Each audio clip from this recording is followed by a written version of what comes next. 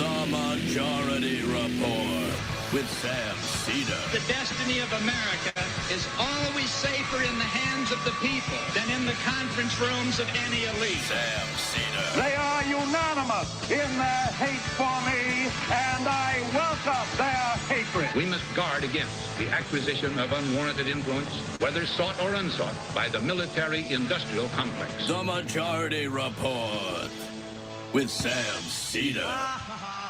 Ever get the feeling you've been cheated?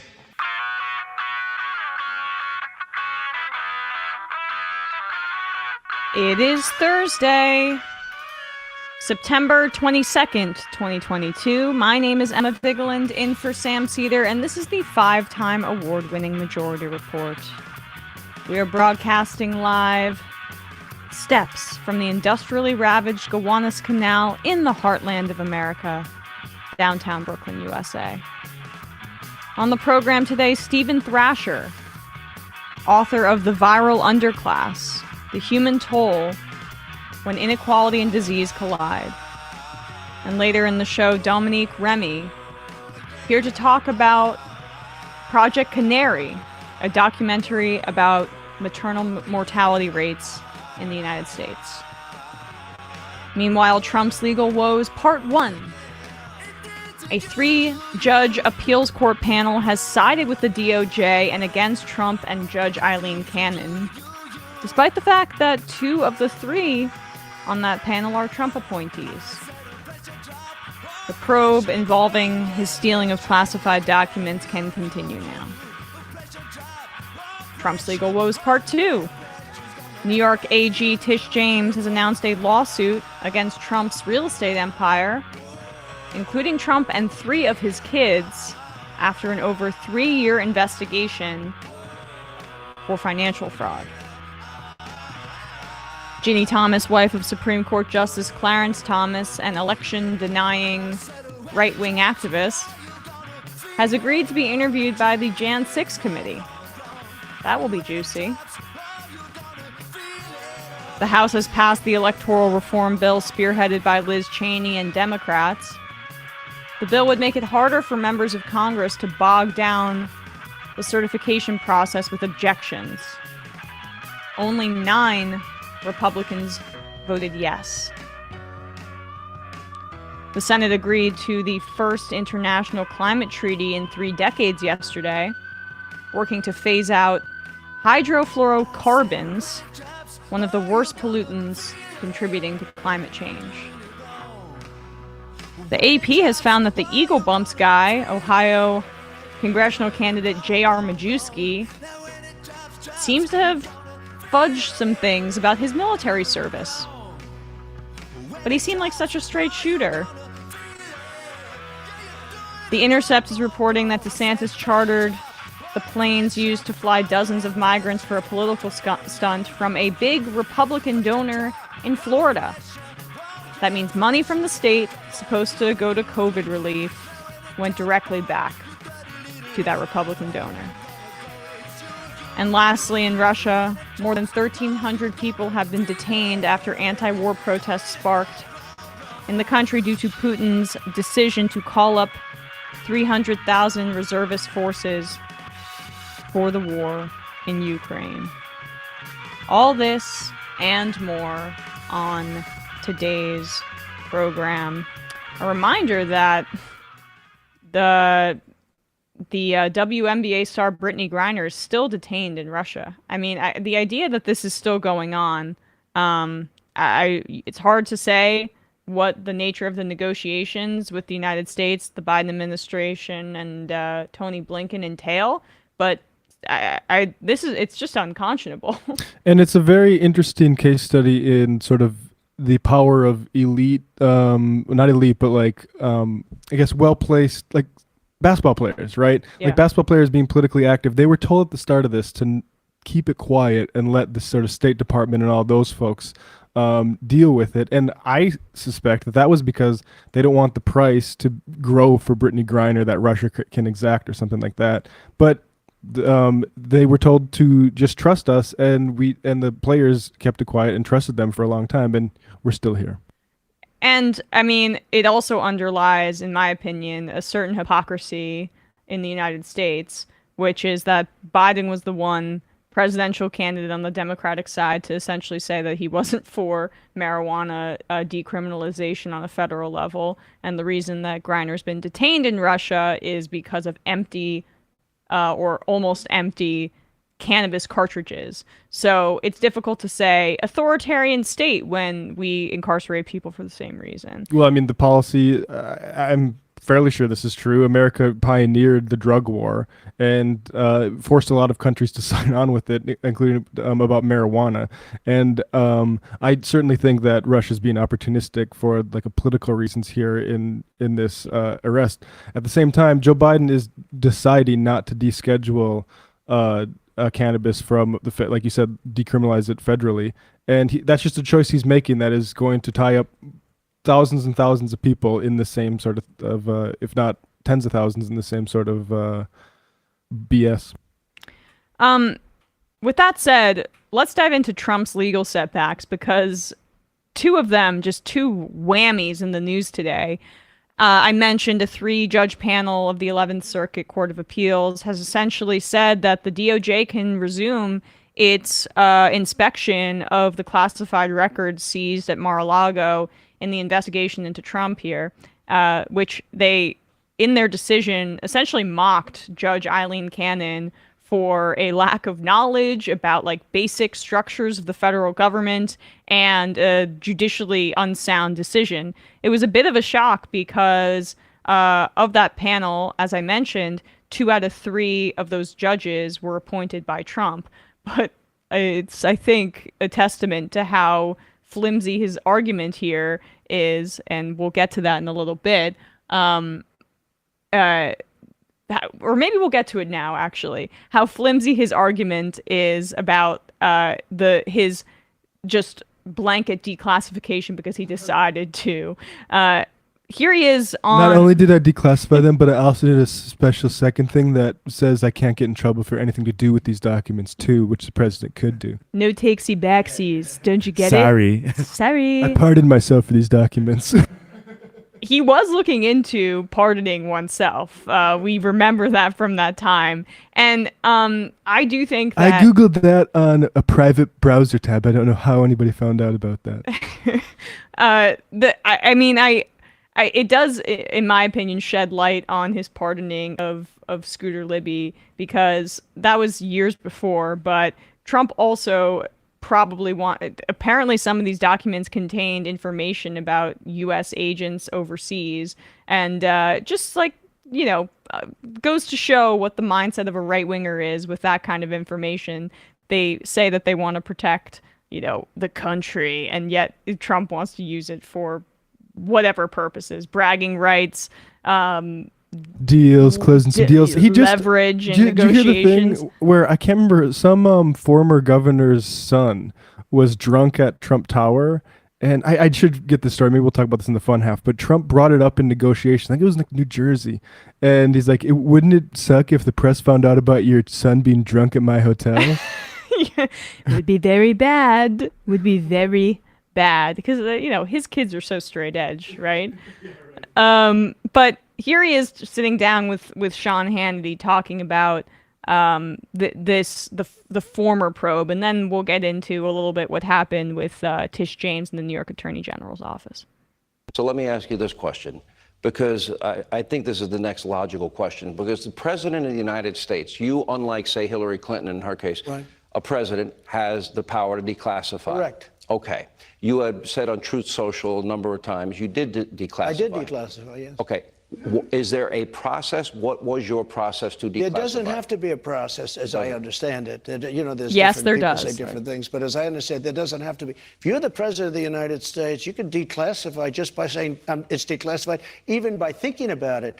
Because you're I'm sorry, I'm pause it. I am just reminded of, and I don't normally cite The Office because sometimes it gets a little bit overdone, but I am reminded of Michael Scott standing in the middle of the office and screaming, "I declare bankruptcy," and thinking that that's all he needed to do. It's the same thing. It's the same thing. But I mean, Trump, it's hard to know if he actually buys his own BS. He's just using this now to get out of this legal tangle that he's in the public eye. I have to point out, like, declassification, that should be like, those things should be published and put into like a public clearinghouse website so everyone can see the declassified info. It doesn't mean you get to like hoard them at Mar-a-Lago privately.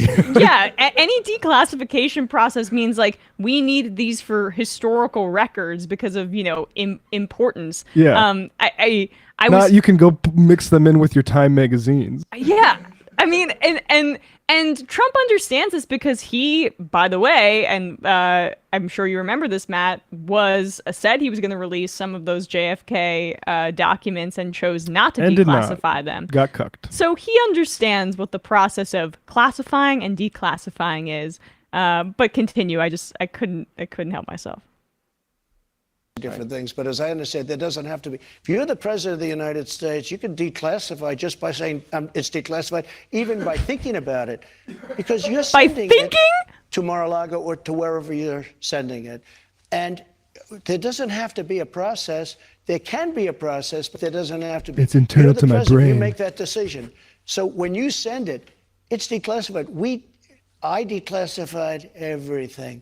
Now, I declassified things, and we were having a lot of problems with NARA. You know, NARA is a radical left group of people running that thing. And when you send documents over there, I would say there's a very good chance that a lot of those documents will never be seen again. There's also a lot of speculation because of what they did, the severity of the FBI coming and raiding Mar-a-Lago. Were they looking for the Hillary Clinton emails that were deleted, but they are around someplace? Were they looking for the spying on Trump's... you had it. No, they may be saying, they may have thought that it was in there. Okay. And a lot of people said the only thing that emails. would give the kind of severity that they showed by actually coming in and raiding with many, many people. So severe. The Hillary Clinton deal, the Russia stuff, or... I mean, there are a number of things. The spying on Trump's campaign. So they spied on my campaign. All right. Well, he's lying. Even Hannity can't really buy it. He's okay. like, well, because he asks, his follow-up is like, wait, you're not saying you were in possession of Hillary Clinton's emails? And yeah. He's like, no, but they might have been looking for them. Like, why weren't they so severe with her? They're only severe with me. It's so unfair. I declassified everything just by thinking it. I have this thing that might sort of illustrate why Trump is collecting secrets from the government just like haphazardly. This is from Ilya Maritz. A wild anecdote here from former New Jersey Governor Christy Whitman, who essentially says Trump tried to get her to oppose an infrastructure project with what amounted to compromise on her son. This is from ProPublica. A few years before the tunnel vote, Whitman's son Taylor, who was in high school at the time, had gotten falling down drunk at a private dance at Trump Plaza Hotel off Central Park in New York City and had to be taken to the hospital. This is something that high school students stupidly do, and Whitman said to me she was happy for Taylor to be sick to teach him a lesson. But in the call, Trump suddenly brought the episode up. He said it would be too bad if the press found out about her son's drunken antics. He made the threat during the deliberations over the tunnel, Whitman said, and it blindsided her because the high school dance was private and Taylor's behavior had been a family concern. She had no idea how Trump found out about it, she said, but the episode made it clear that the people collected and delivered sensitive information to Trump about what happened in his property. She did not buckle to Trump and never made good on his threat. And that is why you should not underestimate Trump or, frankly, anybody who owns a hotel with elite clientele and their familiarity with, say, intelligence operations that they are perhaps funding. You spy on your guests. Like, that's what these, especially a hotelier like Trump, who's so politically active and, like, does all these deals, he's spying on his guests. He loves collecting blackmail on people to use in negotiations. This is how this guy operates. So, I mean, I think that is the most likely reason that he was collecting these kinds of things. Why would he collect stuff on Macron? Like, it's obvious. It's not for him to just, like, touch himself at night to it, but like it's for him to, and partly I think it's like titillating that exactly, he likes to, but I mean, what services his ego and his sort of goals are basically the same thing. Right. They're synonymous. And just an aside too, like the declassification element, while it's funny to talk about, it's largely irrelevant to, or it's not irrelevant, but it adds an extra layer of potential criminality for Trump. But the underlying issue is that he stole documents in general that are supposed to go to the National Archives. So it doesn't matter if I thought through the power of my brain, I moved objects with my mind, I made these things declassified. Yeah. The issue is that you stole the documents in the first place. The documents could be whatever they are. That's the problem, and that you hid it from the FBI as they were kindly asking you over and over again, please return these. And then he returned light files and kept others so that he could get away with holding on to the material that he actually wanted to hold on to. And it's funny, this sort of like nod toward like, people might not have ever seen these documents if I like he's some sort of Edward Snowden figure. Like you kept them at Mar-a-Lago under like Wendy's wrappers. Yeah. Like, I don't That's remember encryption, finding right? this stuff out about Macron. You haven't published any of this stuff. It'd be different and frankly interesting if Trump took a whole bunch of documents and put them on Truth Social. Yeah. But that's not what he did. I'm a whistleblower. That's what I'm doing. The first ex-president whistleblower. Eat your heart out, Jimmy Carter. And to like, for this to happen on the same day as this Tish James lawsuit, I just want to touch on that briefly before we head to talk to Stephen. Like, I mean, the lawsuit is essentially, it's targeting the Trump organization, including his 3 oldest kids. It's hundreds of pages and identifies I believe around 200 acts of fraud, including him overvaluing properties so he could get better deals from banks and insurance companies and inflate his own wealth. One of them was that he showed that he got an appraisal for 200 mil, then valued it at 500 and said that like, oh, this is the appraisal. No, that's fraud. That's just your identification of how you want it to be valued. And so he was like trying to inflate it for better relationships with banks, even though he had a bad reputation still in the United States because of multiple bankruptcies. He was trying to inflate both his personal wealth and the valuation of his properties to places like Deutsche Bank so that he'd get more favorable loans. And at the same time, he was understating the value to pay less in taxes. And like I've seen defenses of this saying, well, everybody does this, right? Yeah, that's the problem. That's the problem. And so, yeah, maybe one way to stop that would be to prosecute a high ranking example. And the problem is people are going to say this is, you know, politicized. And I'm sure, yeah, Tish James is seeking this because it's Trump and she's the New York Attorney General. That's fine. That doesn't take away from just like the blanket obvious fraud that seems to have happened here. And so she's seeking some serious penalties, like $250 million in surrendered funds and a ban on commercial real estate loans for Trump in New York. So we'll see where that goes. But these two twin legal battles directly implicating Trump, and that's not, it's excluding the January 6th committee. That's excluding what's happening in Georgia, the probe down there. A lot of things to watch here because it's heating up, and I think it's doing so in anticipation of him potentially announcing a run for president, which he's been teasing over the past few months. All right, we're going to take a quick break, and when we come back, we will be joined by Stephen Thrasher.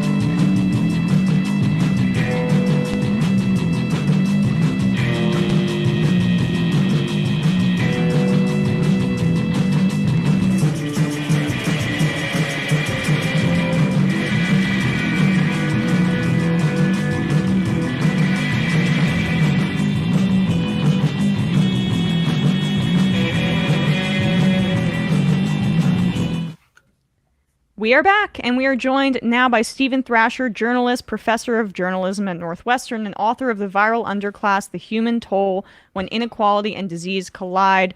Stephen, thanks so much for joining us. Really appreciate it. Thanks so much for having me. So, I mean, your book's title, it borrows the viral underclass. It borrows from a phrase, and you write this, used by AIDS activist Sean Strub. And you know, I know much of your work has focused on HIV criminalization and stigma, and that is a very prominent through line throughout your book. Why was that frame of reference useful for you in studying pandemics, sickness in general, the COVID-19 pandemic as well, and then like as a conduit into your work, the Viral Underclass here? Well, I had finished doing my research on the story about Michael Johnson, this young man who had been sentenced to 30 years in prison for HIV transmission and exposure, and eventually we got his sentence overturned. And I'd used as the basis of my research for my doctoral dissertation. I was thinking about how to turn it into a book when COVID-19 happened. And I was looking with some of the people I work with back at my dissertation again, and saw that the final chapter was called The Viral Underclass. And I was kind of ending that story by thinking about the ways that a viral underclass is produced with HIV criminalization, how Michael was an example of it, how there are other ways to think about it. And it was actually my book editor who said, why don't you step back and think about, this was March of 2020, how that might be a framework to think about COVID-19. And so that was kind of the starting point that I used to think about the pandemic, to understand why it is a viral underclass that is produced between different pandemics. And I could see that with COVID-19 when I just started turning to the particularities of that virus, which is an extremely different virus from HIV in almost every imaginable way. That they behave differently, they act differently, they just have very, very different characteristics. But the first people dying of it in those first months were in the sort of maps and the same zones of people I've written about affected by HIV and AIDS. Geographically, politically, demographically, there were lots of similarities. And so I wanted to understand, why is it that the same kinds of human beings will end up in the pathways and affected by these extremely different viruses? And once I sort of had that analytic, it gave me a better way to understand how these health disparities come about with HIV or AIDS, hepatitis, monkeypox, coronavirus, for many of the pandemics that we go through. I mean, and I don't say this lightly, and I believe you say this in your book, but this is such a useful lens that you can, I think, put it up there with Naomi Klein's shock doctrine as a way to view these broad societal kind of upheavals and look at a lens particularly through that. Was that a part of your inspiration? It was. I mean, very, very much so. And I was so incredibly touched when I eventually asked Naomi to blur my book, and she did. But her analysis has been so helpful for me for many years in my own understanding of the world as a leftist and an academic and a scholar. And I wanted to think about, this viral underclass, which the term, as you said, was originally coined by Sean Strub, and I'd heard activists use it different ways. But I really wanted to use it as an analytic, to understand the horrible things that we were seeing in those first couple of months and then years of the COVID pandemic. And then, unfortunately, this last summer with the monkeypox outbreak, I saw almost all the same things playing out again. Fortunately, the mortality with that virus is much, much, much lower. But the ways that it played out, the missteps, how it came to be, why queer people of color ended up so affected by it, so many of the things I could see them through that same analytic, as you can see with different pandemics across time. So you mentioned the story of Michael Johnson, which is another major theme in your book. Tell his story a little bit, because, as you write, viruses kind of both show cracks and widen cracks in society. And the cracks were visible before the pandemic began, but there needs to be more sunlight on them. And one of these stories that's so emblematic of that is Michael Johnson. Talk about his story and how he ended up facing trial for transmitting HIV. Certainly. So Michael Johnson was a young man. He's older now. I've been writing about for almost a decade. But he was in his young 20s when he was a college student at a university called Lindenwood University in Missouri. And he was arrested and accused of transmitting HIV to 2 people and exposing 3. Eventually, charges were, 4 men against him. And for listeners or viewers who are not familiar with it, you can be prosecuted for transmitting a wide variety of viruses throughout the world and pathogens, but the one I've studied the most is HIV. And in most states in the United States and about 70 countries around the world, you can be prosecuted for exposing someone to the virus or transmitting it, the virus to somebody else, even under circumstances where it can't happen at all. There are people in jails who are accused of spitting with HIV, and it's one of these alleged crimes that gets the sentencing enhancement. So kind of at the most nefarious end of it, if you are arrested by a police officer and they bash your head into the ground or their police car and you start bleeding and you have not told them you have HIV before you start bleeding, they can accuse you of trying to murder the police officer. That's kind of at the most nefarious end of it. The way it happens more often is people will say, I injected drugs with this person, or I had sex with this person, they didn't tell me their status. And the onus is on the person to prove that they did tell it. And these are not good from a public health standpoint, because we want people to feel safe and able to disclose their status and know that they'll be taken care of. And so when these high profile cases like Michael's happen, it makes it much more likely that people won't get tested, because you can't be prosecuted if you can't be tested. So Michael was a young college student and wrestler. He was extremely talented as a wrestler. Like too many athletes, he had gone through college not really being able to read or write very well. And he was very popular on his campus with athletics, with students, until it came out that he had HIV, and he was accused of transmitting it to 2 men and exposing it to several others. And when I first heard about the case, I didn't know much about this topic or about him. The news about it had just been prosecutors' press releases as if he was some kind of global menace to people who might get HIV. But when I met him, it was a very, very different story. He was an extremely interesting and kind young man. He has always maintained that he told his partners his status. And he really became known to me was a scapegoat for all this anxiety that people have around HIV and AIDS. One thing that happened over the many years of reporting about him was that the CDC came out with a statistic that 1 in every 2 Black gay men in the United States were projected to become infected with HIV in their lifetime. And that's a good way to understand, I think, that we can't think of viruses as individual people negotiating individual risk. If 1 out of every 2 people are going to become affected by something is deeply wrong in the society, with a lack of collective protection to stop mitigation of these kinds of viruses. But Michael was sort of a perfect scapegoat of saying, we're just going to put all of our anxiety onto him, especially since one of his screen names that he used in Grindr and social media was Tiger Mandingo. And that word Mandingo just like brings up all this anxiety from US racial history. So he eventually got sentenced to 30 years in prison.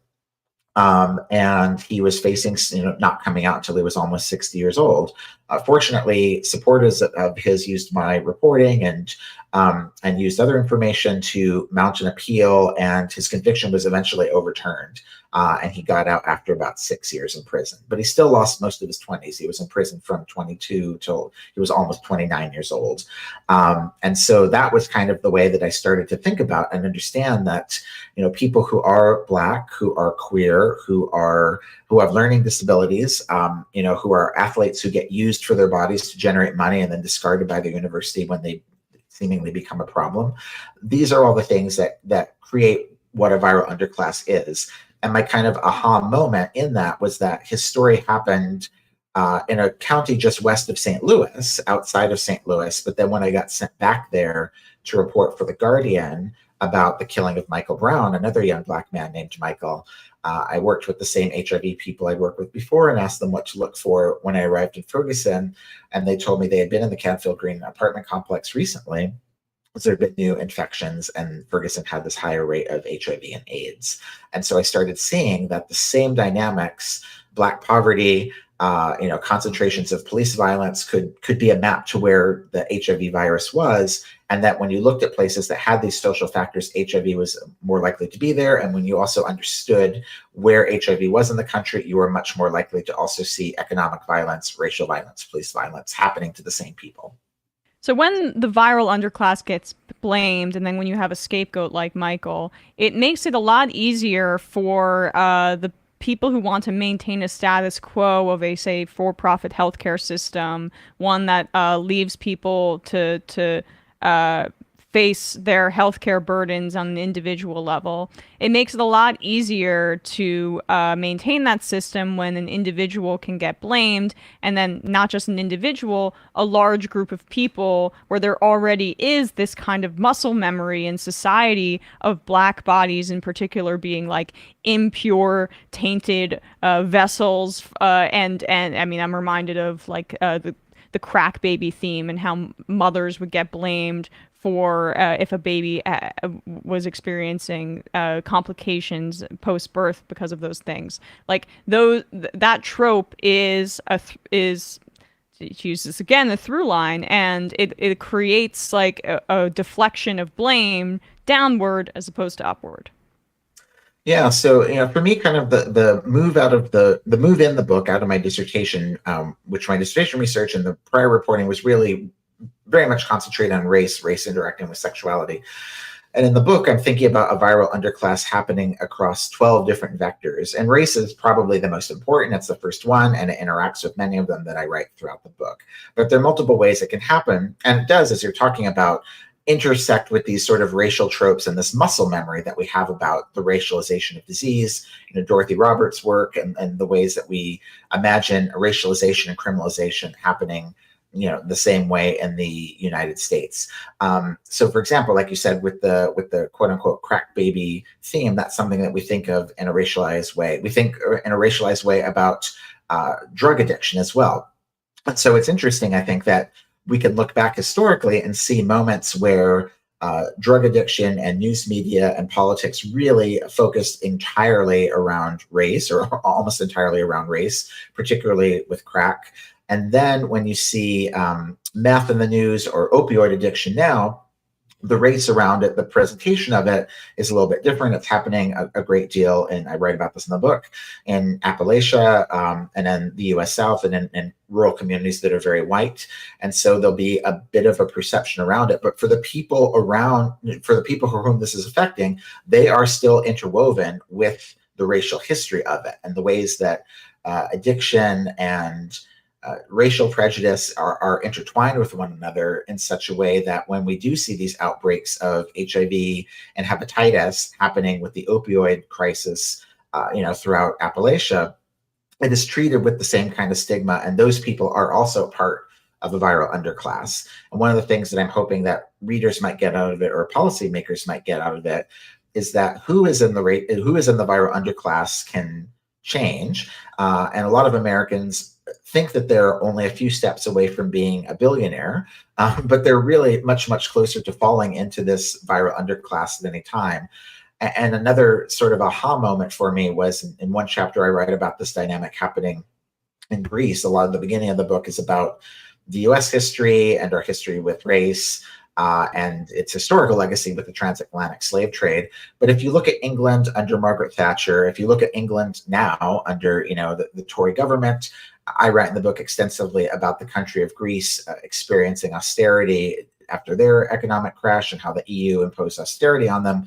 You see the same ways that austerity will bring a viral underclass to people who are raised as white, but with all of the prejudice, all of the disparity, all of the stigma that has historically come from racism. And I think that that's a call for a kind of solidarity that can happen from working class people of all races and all nations around the world to defy the need to even create a viral underclass among people. I mean, and you write about this too, how this is essentially a lot of this muscle memory too. Doesn't just go back to like the 80s with the example that I use, or the 70s, but I mean, it's rooted in colonialism and race essentialism from that, which is like there was disease that spread during that time period through travel from different continents, and black bodies also bore the brunt of that as well. Yeah, so when we look at the past couple of millennia of human history, the slave ship is one of the biggest vectors of disease in modern human history of the last couple of millennia. And one of the things I'm trying to do in the book is really think about the vectors that move viruses as structures and as spaces, not as individuals, which contemporary news media so much will do. But the movement of enslaved people from Africa to the Americas to unearth raw goods to then send them to Europe to be made into manufactured goods and created into capital, which then were used to buy more humans and to create this triangle that was happening around the Atlantic. That process was one of the biggest vectors we've ever seen. The ship itself, only 20% of people would survive. I'm sorry, about 20% of the people would perish on the ship itself. And then, unknown number would die of pathogens in Jamaica or Brazil, what became the United States after they arrived. And so that process itself was probably, one of the most potent ways of moving pathogens. But historically, when we look across all kinds of colonialism, it is one of the engines of how pathogens move. When we were moving, and the neo form of it as well, when we were looking at where does HIV come from, you can really trace it to European colonists moving into the Congo and pushing what were called African porters deeper and deeper into the jungle, where eventually they're cutting bush meat for meat and trying to survive. And it's probably in the process of butchering animals in that process that HIV moved into human beings. And it happens, quite similarly now as climate change moves more living beings onto a smaller part of the globe. Human beings are coming into contact with animals more and more often, and more zoonotic jumps are going to happen. What I find curious, and I don't deal with this in the book because I'm not quite sure what to make of it yet, and I saw it happen again with monkeypox, is that historically, we've seen viruses lodge themselves more often in the global south or in colonized countries than they were happening in the global north or the colonizing countries.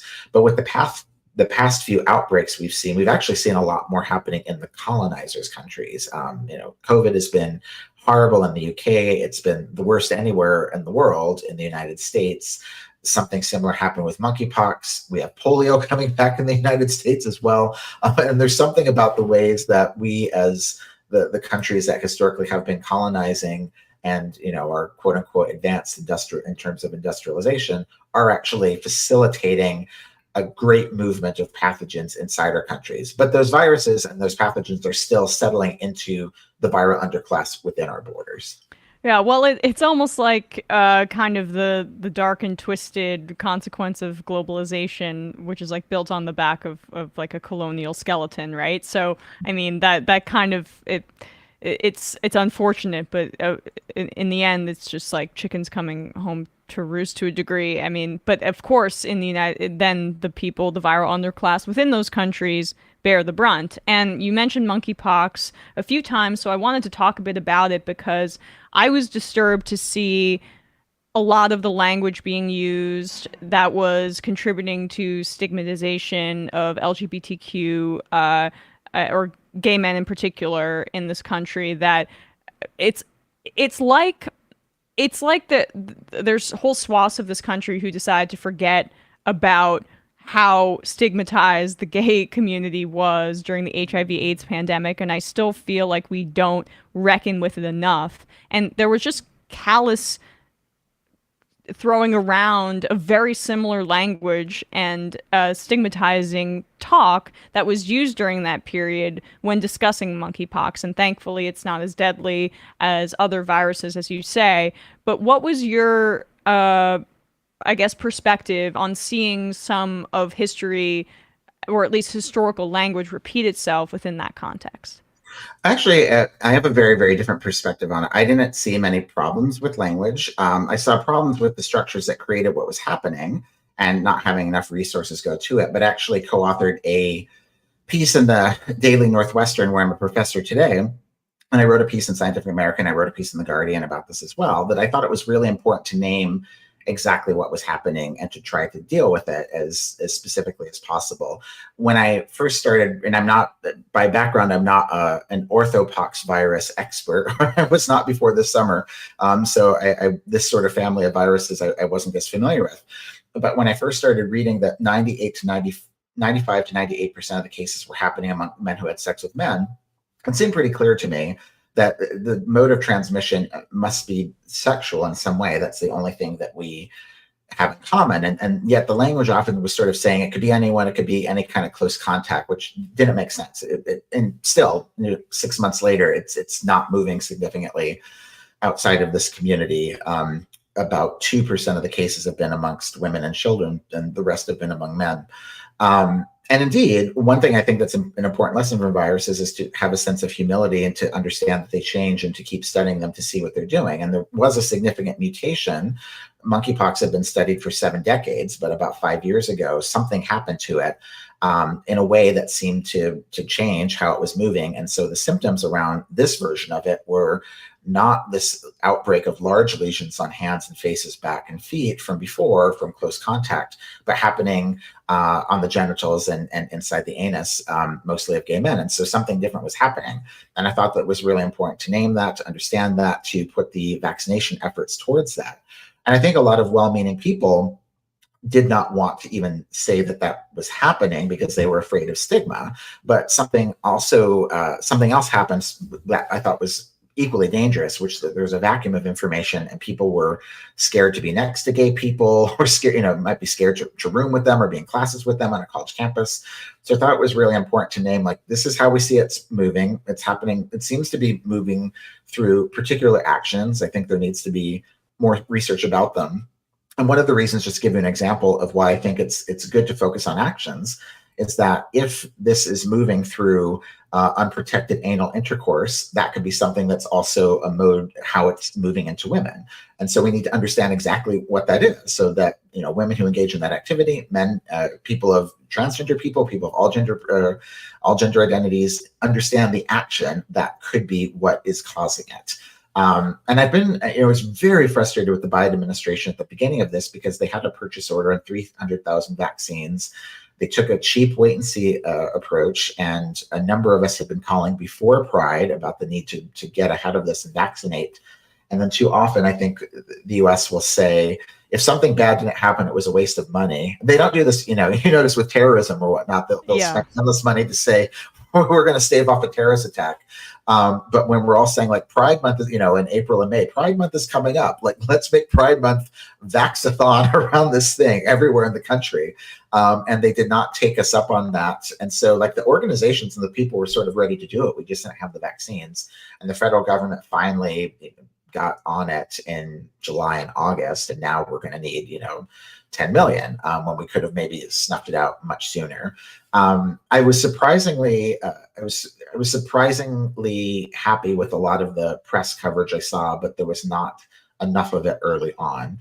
And it's a challenge, and it's a very, very difficult thing to talk openly sort of about what's happening when there's still so much shame about gay sex and trans life, and when we have these horrible bills passing around the country making it illegal for trans youth to get care or trans adults to get care, making it illegal to teach young people how to protect their bodies. So I think that we have to be very careful about the language we're using, but we can't shy away from what's actually happening. And the problem, which is not an easy one to solve, is that we still live in a very homophobic and transphobic society. And undoing that, is going to take time and work. Diseases are going to come and go, and we're going to have to deal with them in this environment. But we really have to undo the underlying transphobia and homophobia. And that, unfortunately, feels like it's very much going in the wrong direction in the United States, certainly in many of these not only these red Republican states, but also from the point of the federal government, which is not being proactive enough, even though it's controlled by Democrats. Yeah, fair enough. I guess I have instances of Marjorie Taylor Greene saying these are groomers spreading it to kids. That's a little more prominent in my mind. Just because. Well, like I said, I understand, and I think it's well intentioned, but they're going to say that anyway. Yeah. And I felt like if we, in that moment when there was a big push from a lot of public health people, and I wouldn't say public health people, from comms people and organizations that are not public health, to sort of say, oh, it could happen through any close contact. That actually opens the door to say, don't let your kids around gay men because they might get monkeypox. And there were, which I find, as a scholar, I find this stuff interesting. There have been a few, it's 200 in the world, pediatric cases. They're very small. And those cases have mostly been extremely young infants who may have actually been nursing or, becoming positive with that virus. And they've all been fine. There've been no deaths. But they may have gotten through nursing. And then they've been, adolescents who are teens. And those teens, they also might be sexually active. And if it's moving through sex, we need to let teens know how to protect themselves, especially right now when there's the move in the country to not talk about things. And you're right, Marjorie Taylor Greene is awful and is going to do those things.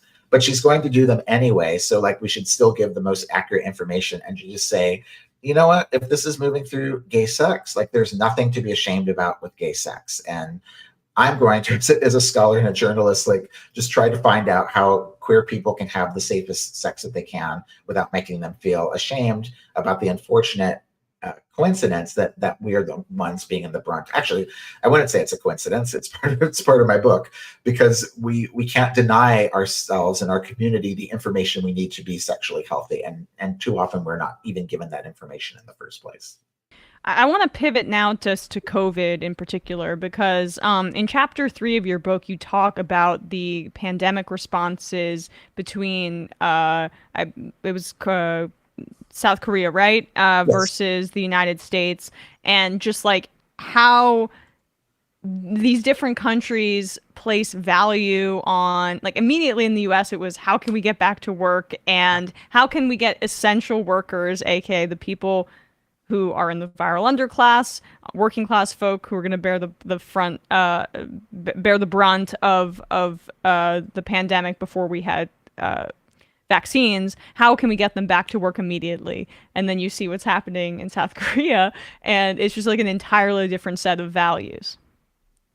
Yeah, right. And that book I write about, it's the only kind of textual analysis I do in the book, which was fun for me to do. But I'm writing about the movie Parasite, because that was a movie that really helped me understand these dynamics, and also gave me an in to write about public health things that happened very differently in the Republic of Korea. And I think that we can learn a lot from other countries that don't, and I'm using this phrase in air quotes, quote unquote, look like us. I was at a panel the other day, or reading the other day, and somebody sort of angrily in the audience in the Q&A was saying that, why can't we learn from Canada and the UK, these countries that look like us, about what to do better? And I challenged them and said, what do you mean look like us? There are countries in Africa and Asia that look like us, and largely because my thinking has been trying to look back at research from Nigeria that gave us really great warning about monkeypox that was ignored, that would have helped us a great deal with what we're dealing with 5 years later.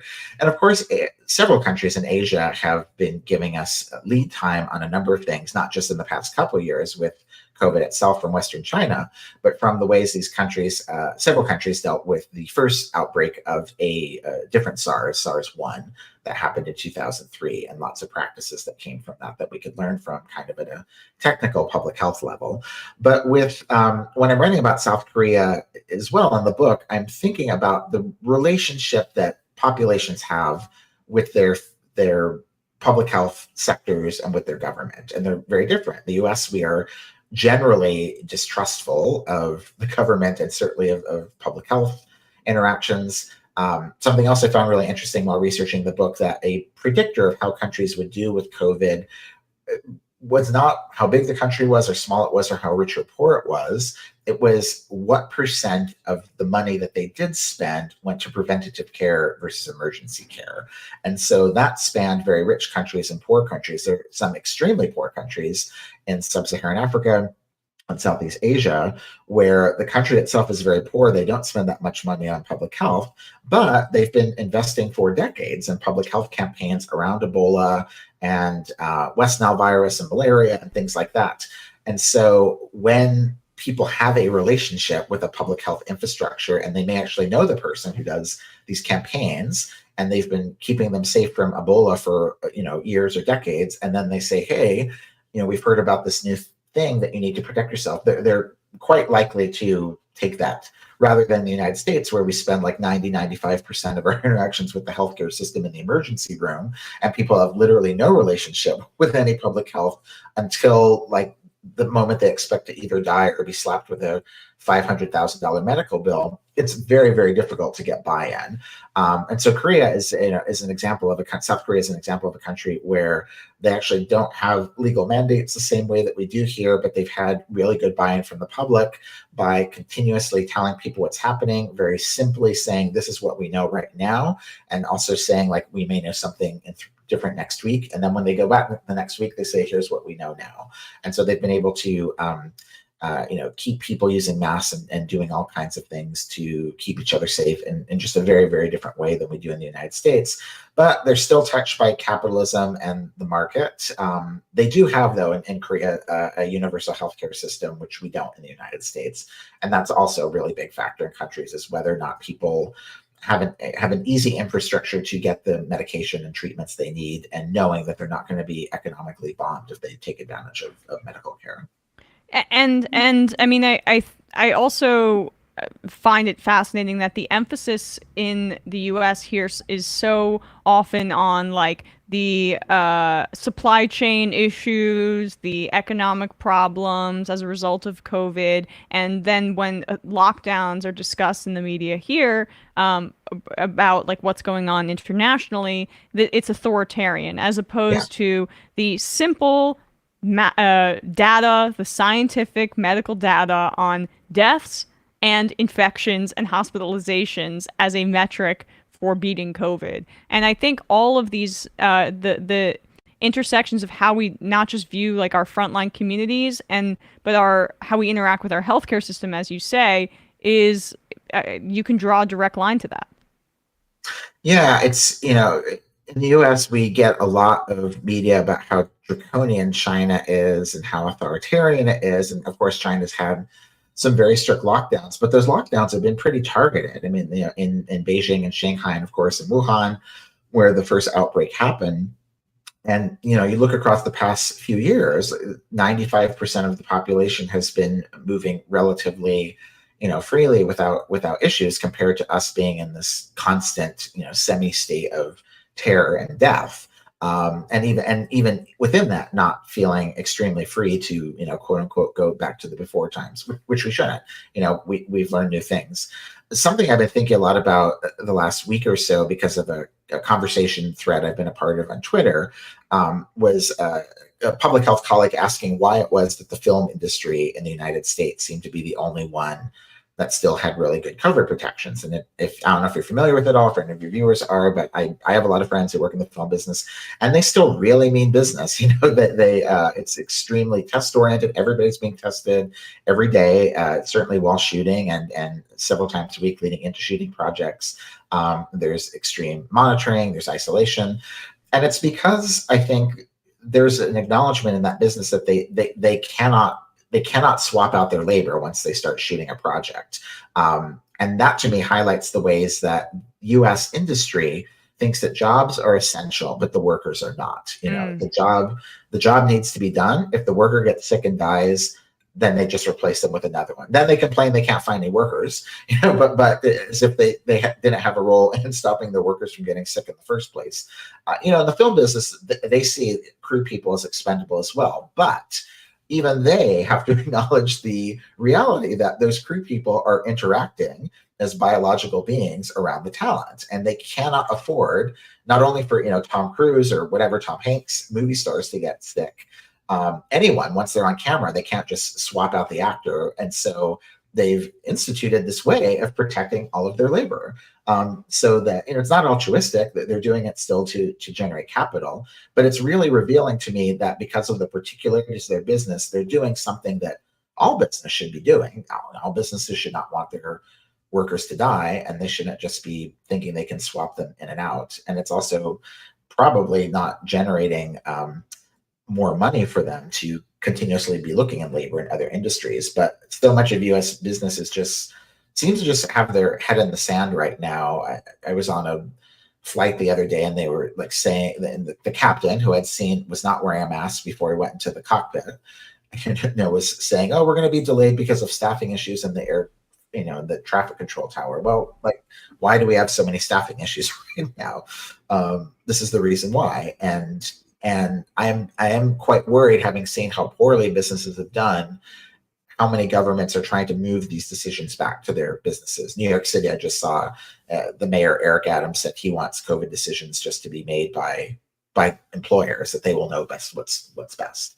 And like anything else in terms of worker safety, I don't think it's good to let employers just decide what safety level should be.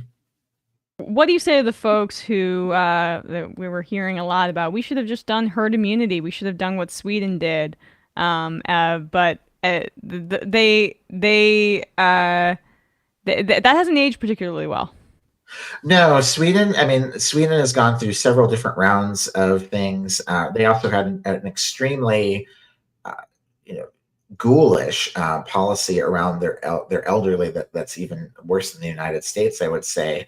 And herd immunity was never going to work as a concept in general. But we also specifically know right now this is not a virus that you get once and then have lifelong immunity. You know, you can get sick multiple times from it.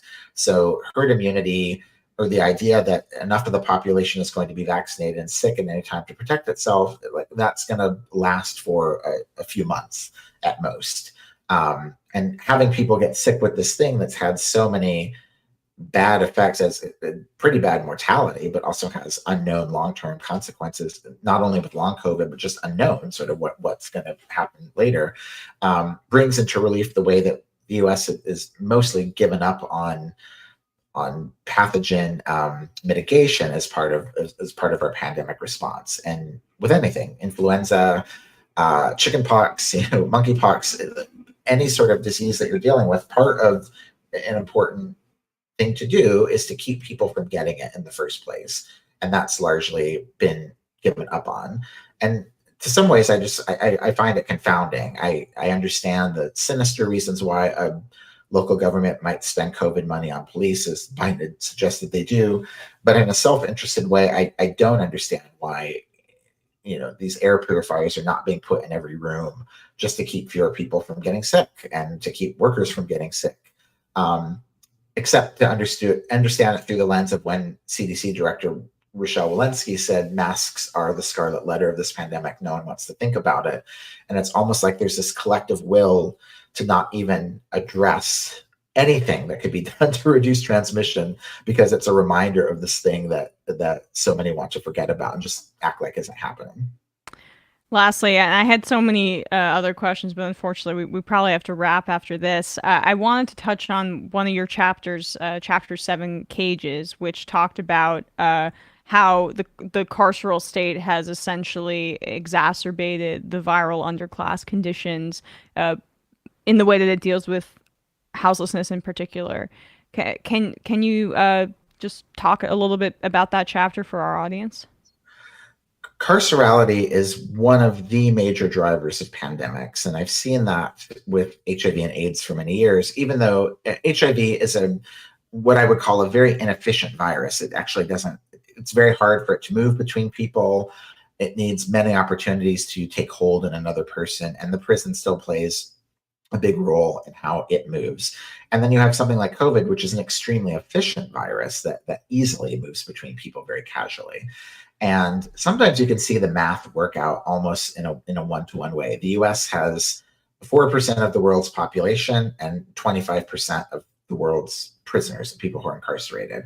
And we've also, we still have 4% of the population. We have 35% of the world's monkeypox cases.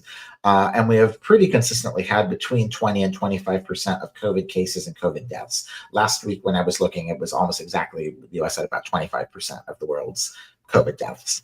And there is a direct relationship here, and you can think of it in various ways. Part of it's just where we spend our money.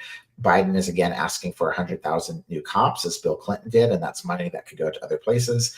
The amount of police resources that went to the city of Minneapolis towards cops are a reason why I think George Floyd lost his job from COVID and did not end up, with safe housing and food and things he needed, but ended up in a lethal encounter with a police officer. Some of that just has to do with where the money is going. Some of it goes to direct transmission itself. COVID is very much just being moved in prisons and jails. And I would say actually local jails are a bigger engine here than even prisons, because the US moves hundreds of thousands of people every week into jails, and they're there for a few days, and then if they can bond out, they go home, and then more come in and more go home. And so it's this direct engine of literally just moving the virus between human beings in these cages and then sending them back into their communities back and forth. But then prisons and jails also create what I call these secondary engines. Once you're incarcerated, you're much more likely to become homeless. It becomes extremely difficult, if not impossible, to get long-term employment, good employment, the kind of employment that has good health insurance. That almost entirely leaves once people are marked by incarceration. And so the US carceral system is physically moving the virus in a short-term way, but also subjecting people to long-term consequences that are going to leave their bodies more open to pathogens for the rest of their lives. Well, Stephen Thrasher, I couldn't recommend his book more highly enough. The Viral Underclass, The Human Toll When Inequality and Disease Collide. Thanks so much for your time today, Stephen. Really appreciate it. Thank you so much. I really appreciate it, Emma. Take care. Take care. All right, folks, we're going to take a quick break, and when we come back, we are going to be joined by Dominique Remy, writer, director, and producer of the Project Canary, and we'll be talking about that a little bit in a second.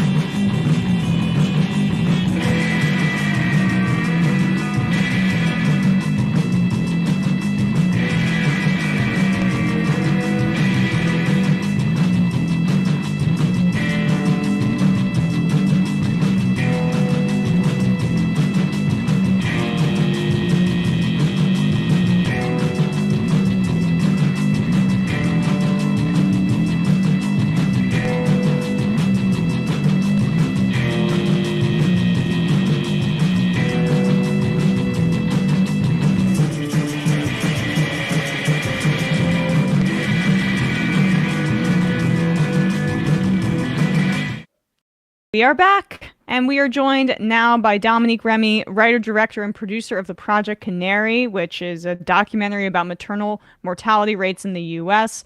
Dominique, thanks so much for joining us today. Thank you for having me. Of course. So tell us a little bit about this project here, because it could not be more relevant than ever in the midst of our national conversation about women's rights to their own bodies and that relationship to healthcare in this country. Absolutely. Yeah, I don't know if you saw or some of the listeners saw, but I think a couple of days ago, the CDC came out with a report saying that 80% of maternal mortalities were preventable, which when I actually started this project, the figure was, I want to say 60 to 64% preventable, which was also unacceptable to me when I decided to start this project.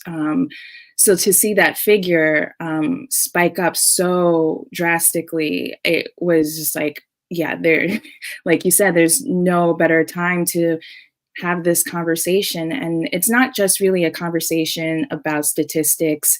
What I've found throughout my research and just, seeing other content that's similar is that there's not a lot of discussion about, one, the internal lives of people who have lost their loved ones to this, or, you know, the children who have lost parents, and just an overall discussion about what leads to this. A lot of the times you'll hear about, I think the biggest one is about medical bias and needing to have more racial equity training, which I will never discount as something that's not needed, but it's not sufficient.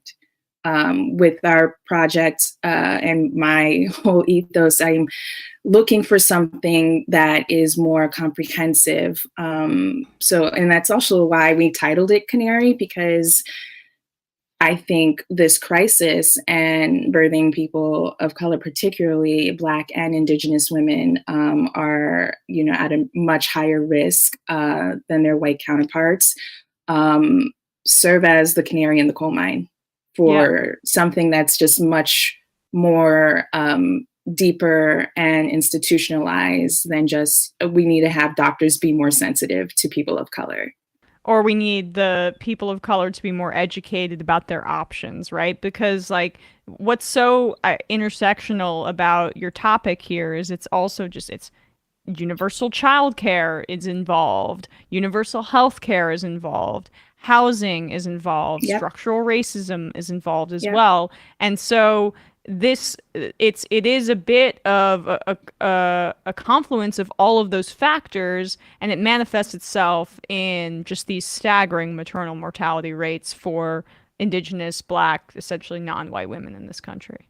Absolutely. And that's like why I decided to take a more reproductive justice lens, because exactly what we're listing out, that is, you know, when reproductive justice was being established in the 90s by Monica, I'm sorry, I'm blanking on her name right now, because there's multiple people. I think there was like 11 people who were part of it, including Dr. Angela Davis.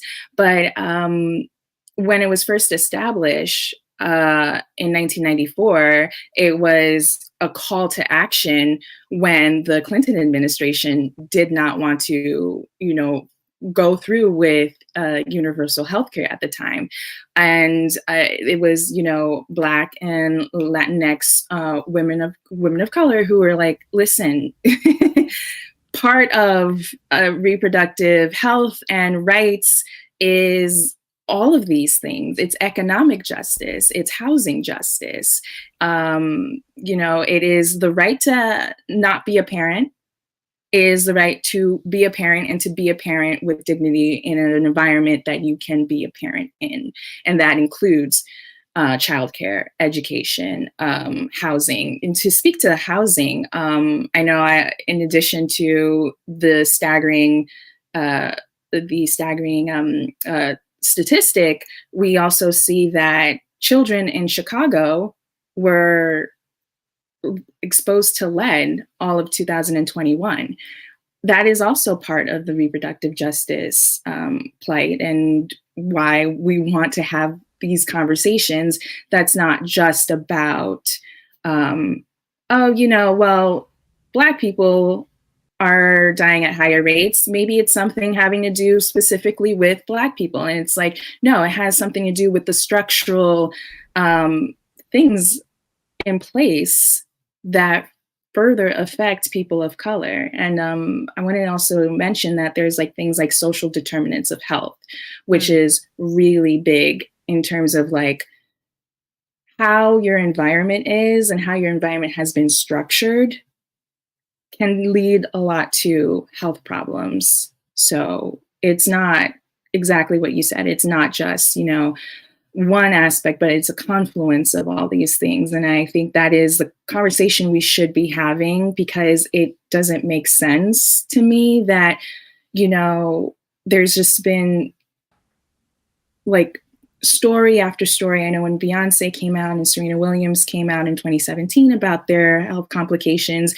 that was a big news cycle for, oh, let's talk about Black women in pregnancy, and then it faded out, and then there's something else in the news, and then it fades out, and it's like there's exploratory committees after committees after committees. The White House had, I want to say in 2020, recognized Maternal Health Week in April.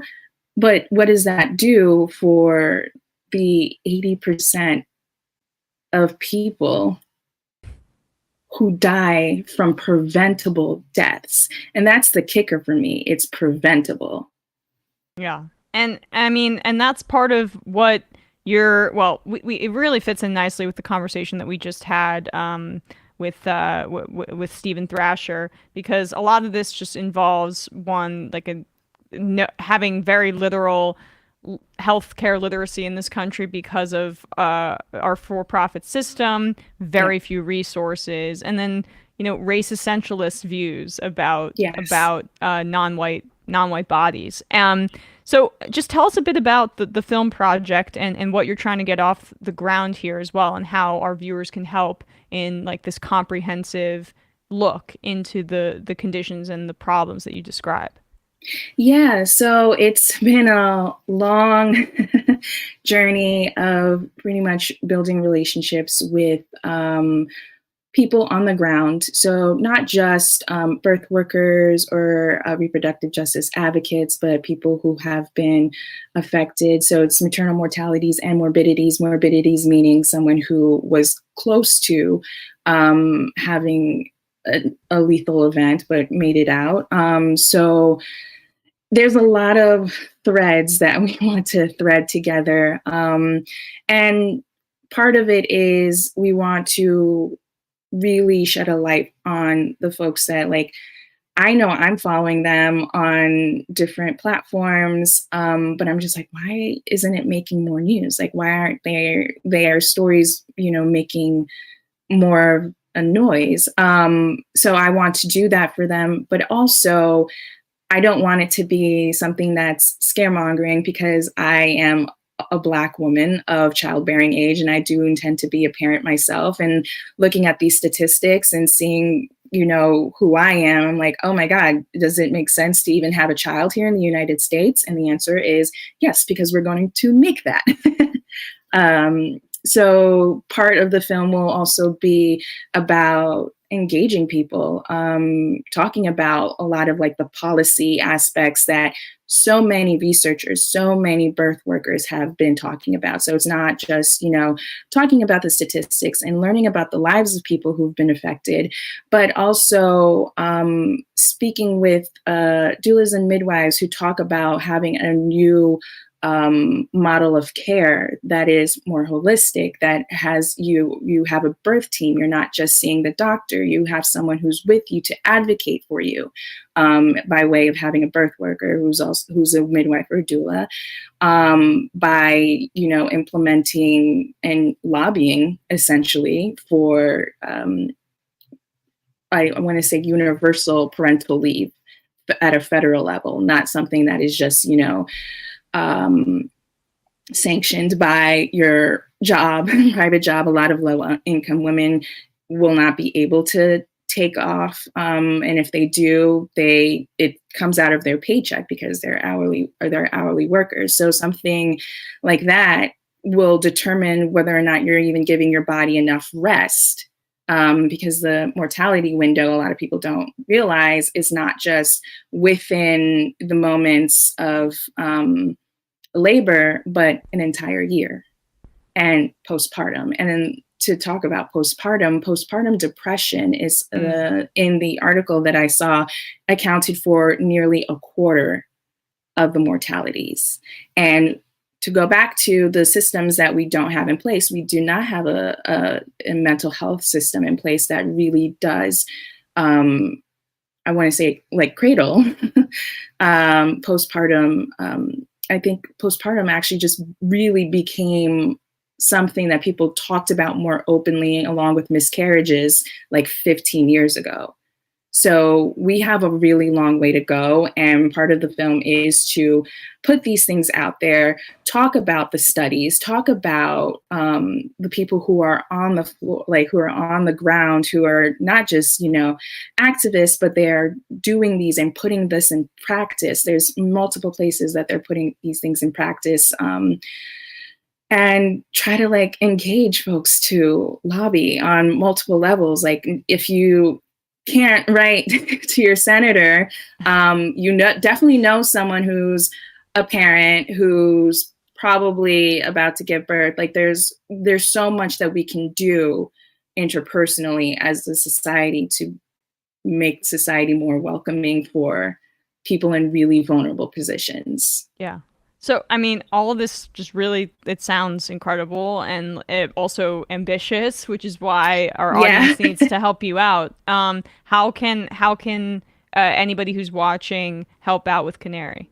Absolutely. So we have our website, thecanaryfilmproject.com, which you can find out more about our project. And we have social media assets where you can share a lot of the statistics that I've been talking about here on your social media. We have social media tiles for both Twitter and Instagram. And on Twitter, we are at Canary Film, at Canary _film. And then it's the same on Instagram.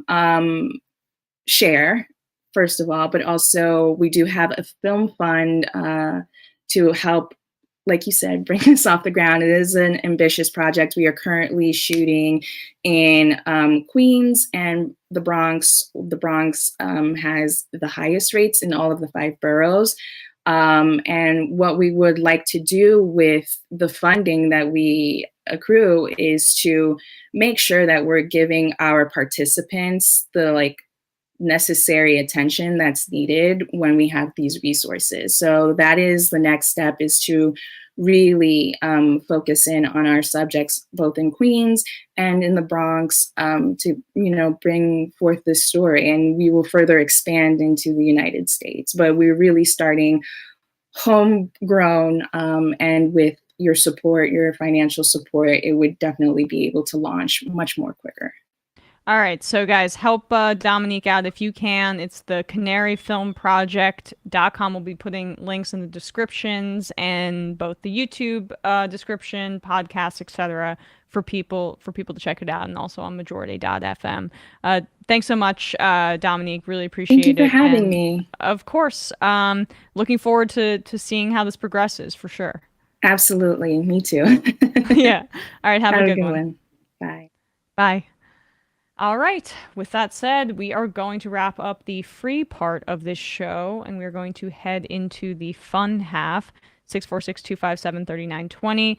Matt, what is happening over on Left Reckoning? As we let Brandon and Binder in, on Left Reckoning, GP Jacob last Tuesday night to talk about rent control in Minneapolis and St. Paul, and how even people say liberal Democrats in urban areas are threats to democracy, just as Republicans are. St. Paul and Minneapolis both voted for strong rent control, particularly St. Paul. And when it got to the city council and mayoral desks, they decided, we need to look into this with our partners in the real estate industry and figure out how we can do the right exceptions that make sure our capitalist friends aren't hurt by this. So it's really frustrating. So check that out, patreon.com/leftreckoning. And for me, I will plug myself while we're setting up Binder and Brandon. Check out ESVN, the episode on Monday where we talked a bit about one, the WNBA championship, and two, also the recap of the second week of NFL games. But today at 4 p.m., we're doing ESVN OT, coined by Zeke Gonzalez. Thank you very much. Where Bradley and I will be trying to rebound from a poor performance last week from both of us on our NFL picks. Week 3, we're going to be picking some games and also probably talking a bit more about the developments in the Brett Favre case, as well as Robert Sarver being forced to sell the Phoenix Suns and the Mercury. Yeah, I mean, speaking of, we talked a little bit in the Griner topic up top of the show, but this is players flexing their muscle a little bit and throwing an owner out, which is, you love to see it, because it looked like when this report was released that it was going to be an attempt to maybe say, look, it's like the Warren penalty. It's like the Warren Commission, right? Like we studied it, and we didn't do better next time, and they decided to ban him from basketball operations for a year, but meaning he could come back and be in charge of all the employees that he was abusing for that entire time. So LeBron, and I believe Chris Paul, who's on the Suns, spoke out and said this is not acceptable. And you know what? It's a very good lesson that we don't need fucking owners, right? And they are absolutely superfluous. And the idea that they should be able to get around saying the N-word and being appropriate to women in their job, a job that everyone there like grew up wanting to do because they love basketball, and like just becomes some rich ass that owns a team, he gets to abuse them. It's not acceptable. Yeah. Well, I mean, we'll many of my thoughts echoed there, and we'll be talking about that. I clearly have my own thoughts. Yeah, I mean, I'll stick around. And just because if we got a few questions about this, I think on Twitter or other social media, we now have a thanks to Dorsey, we have an ESPN playlist on the Majority Report YouTube channel now, so where you can find all of the episodes. And for clips, youtube.com/ESPN show. Thank you, Bradley. Good job with that. And 5 stars on all the podcast platforms, please. What's up, guys? Hey, guys? How are you? And what is happening over on the Discourse and Doomed and Scam Economy? Because everyone here is so busy all the time. Absolutely. Matt, why don't you go first? Sure. Who's the alpha? So I guess I am in this scenario. Well, hello, everybody. I was just listening to Emma talk about what's been happening in the world of sports, which reminds me, and I've seen a few calls online for it.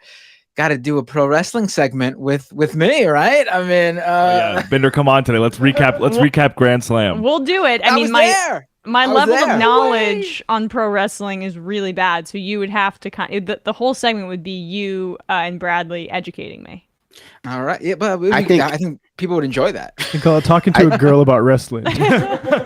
I'd be willing to talk about wrestling. Conversation. Sorry. I'd be willing to talk about wrestling, but only if we talked about things that happened like between like 1997 and like 2005. The Attitude Era. The Attitude Era. Yeah. That was when I was watching wrestling. That was the good years of for storylines, at least. Yeah.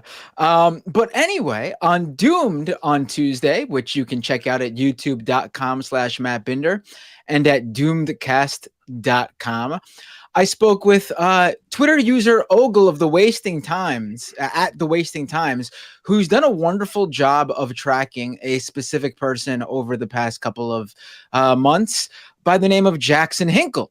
And the reason I did an episode on him now instead of any other time is because he has been making the rounds on right-wing media, most recently One America News. Obviously, that's the news network that all leftists find themselves on, promoting his new, I guess you could call it a grift, MAGA communism. And we break down exactly what Jackson Hinkle is promoting it as and how it makes absolutely zero sense. So check that out, doomedcast.com and the youtube.com/Matt Binder. And on Scam Economy this week, no show tonight. The show will be tomorrow instead, same time, 9 p.m. Eastern time, live. I'll be taking calls and everything, the usual. And my guest is Salvadoran InfoSec specialist Domingo Flores, who joins me to talk about what's been happening in El Salvador a year now, the 1-year anniversary of the country and its right-wing authoritarian president, Bukele, passing this Bitcoin law that basically sort of imposed on all the people in El Salvador that they had to transact with Bitcoin if they were, selling goods or services to people. So that's at scameconomy.com and also at youtube.com/Matt Binder. And that episode will be up tomorrow, 9 p.m. Eastern time. Awesome. All right. Now the discourse.